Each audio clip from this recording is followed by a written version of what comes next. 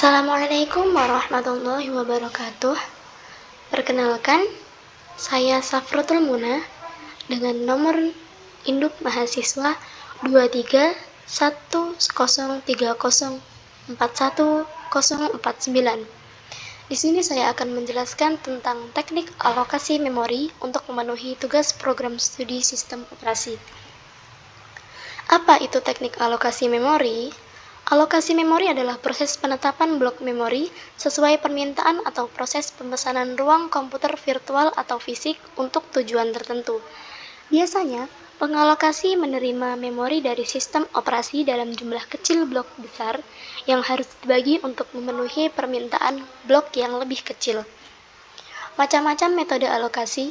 Yang pertama, alokasi berkelanjutan, yakni untuk alokasi memori yang berdekatan. Kedua, alokasi tertaut, yakni untuk alokasi memori yang terhubung menyelesaikan semua masalah alokasi yang berdekatan. Yang ketiga, yakni alokasi terindeks, yakni untuk menyimpan semua penunjuk disk di salah satu blok yang dikenal sebagai blok terindeks. Selanjutnya, jenis alokasi memori. Alokasi memori memiliki dua jenis, yaitu yang pertama, alokasi memori statis. Alokasi memori statis adalah program dan layanan dialokasikan memori pada waktu kompilasi.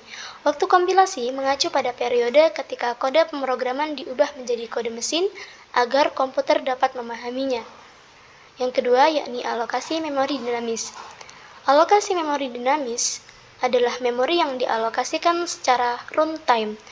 Ukuran atau jumlahnya pasti, seperti ukuran array misalnya, tidak harus diketahui oleh kompiler terlebih dahulu.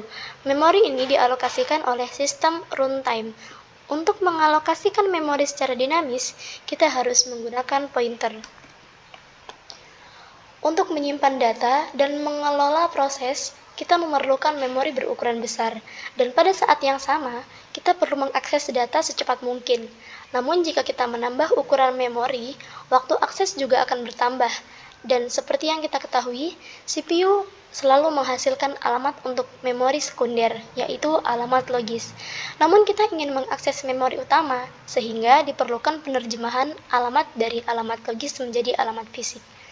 Memori utama berinteraksi dengan proses pengguna dan sistem operasi, jadi kita perlu menggunakan memori utama secara efisien. Memori utama dibagi menjadi wilayah memori yang tidak tumpang tindih, yang disebut dengan partisi. Memori utama dapat dialokasikan secara luas dalam dua cara. Yang pertama, alokasi memori yang berdekatan atau bersebelahan. Yang kedua, alokasi memori yang tidak bersebelahan atau yang berdekatan.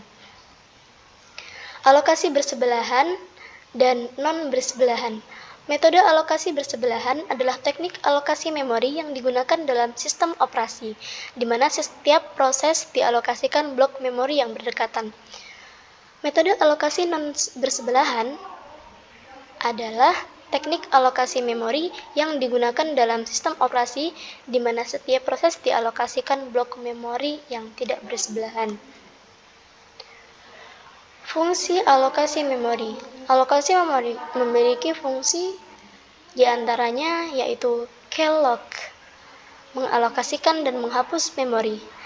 PDEL, menghapus kumpulan penyimpanan. Free, membebaskan satu blok memori. Malloc, mengalokasikan memori. Palloc, mengalokasikan elemen dari kumpulan penyimpanan. Free, mengembalikan elemen yang dialokasikan ke kumpulan penyimpanan. Dan yang terakhir, pool, mengalokasikan kolam penyimpanan. Di sini juga ada kelebihan dan kekurangan teknik alokasi memori statis dan dinamis. Umumnya, alokasi memori statis paling baik untuk program sederhana dan kecil, atau untuk variabel dan struktur data dengan ukuran dan masa pakai yang tetap dan diketahui. Sebaliknya, jika alokasi memori dinamis, lebih baik untuk program yang kompleks dan besar, atau untuk variabel dan struktur data dengan ukuran dan masa pakai yang bervariasi dan tidak diketahui.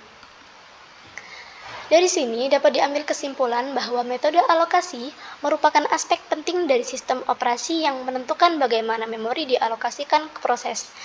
Setiap metode alokasi memiliki kelebihan dan kekurangannya masing-masing, dan pilihan metode alokasi bergantung pada kebutuhan spesifik sistem.